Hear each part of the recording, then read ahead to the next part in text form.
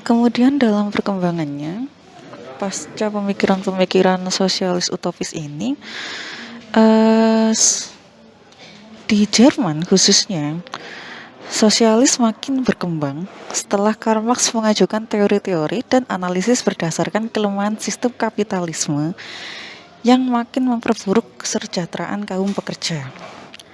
Di sini Marx berpendapat bahwa keserakahan merupakan produk dari proses sejarah atau disebut sebagai materialisme historis. Dengan sosialisme, pemikiran Karl Marx ini diharapkan kondisi yang melingkupi hidup manusia bisa berubah sehingga sifat materialisme dan individualistis yang dipengaruhi oleh pemikiran liberal bisa mengalami perubahan dan manusia menjadi lebih toleran terhadap sesamanya. Intinya bahwa pemikiran sosialisme ini lebih banyak mempengaruhi bagaimana atau dipengaruhi oleh pemikiran-pemikiran yang lebih humanis. Kemudian terhadap hak-hak penguasaan diperlukan adanya pemindahan hak penguasaan khususnya bagi faktor produksi dari individu, dari kapital-kapital yang dimiliki oleh individu menjadi pemilikan oleh komunal atau negara. Karl Marx ini mengkritik sistem kapitalis sebagai ekonomi yang tidak sesuai dengan aspek kemasyarakatan. Dan menurut Marx, tidak ada tempat bagi kapitalisme di dalam kehidupan yang sifatnya sosial masyarakat. Maka harus ada revolusi yang dilakukan untuk menghancurkan sistem kapitalisme ini, alat-alat produksinya, dan juga modal-modal yang dimiliki oleh individu. Dan semuanya harus dikuasai oleh negara. Pemikiran sosialisme oleh Karl Marx ini lebih banyak diimplementasikan oleh Lenin. Jadi pemikiran-pemikiran Marx ini meskipun dia banyak mempengaruhi pemikiran-pemikiran ekonomi Jerman, tapi ternyata banyak yang defense, banyak yang menolak pemikiran Karl Marx. Tapi pemikiran Karl Marx ini ternyata sangat disetujui oleh ekonom-ekonom di Rusia, terutama Lenin, dan diimplementasikan di dalam institusi negara.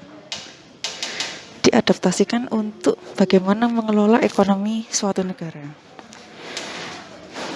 Pada mulanya, Lenin ini mengutarakan berbagai hal yang harus dilakukan untuk mensosialisasikan paham baru kepada masyarakat Rusia setelah terjadinya pemerintahan lama.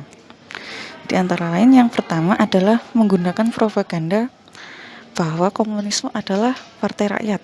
Yang kedua, adanya infiltrasi organisasi masyarakat. Dan yang terakhir, yang ketiga ini adalah melakukan tindakan kekerasan atau korsif yang sifatnya memaksa, di mana hal ini dilakukan untuk mengembangkan ideologi Lenin dalam masyarakat, dan masyarakat harus dimerdekakan dari penindasan pasar liberal yang ada di Rusia. Sehingga dari semua pemikiran mulai dari sosialis utopis ini sampai di pemikiran Marx dan Lenin, kita tarik benangnya bahwa bagaimana sih peran pemerintah di dalam pemikiran ekonomi komunal ini.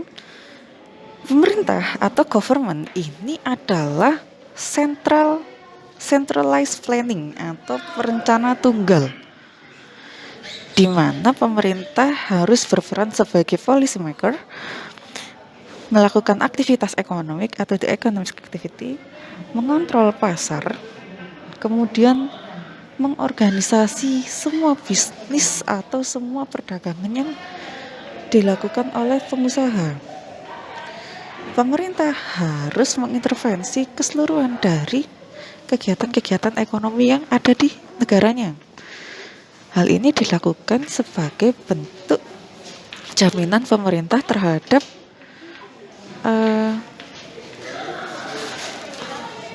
ekonomi yang harus melindungi semua warga negaranya.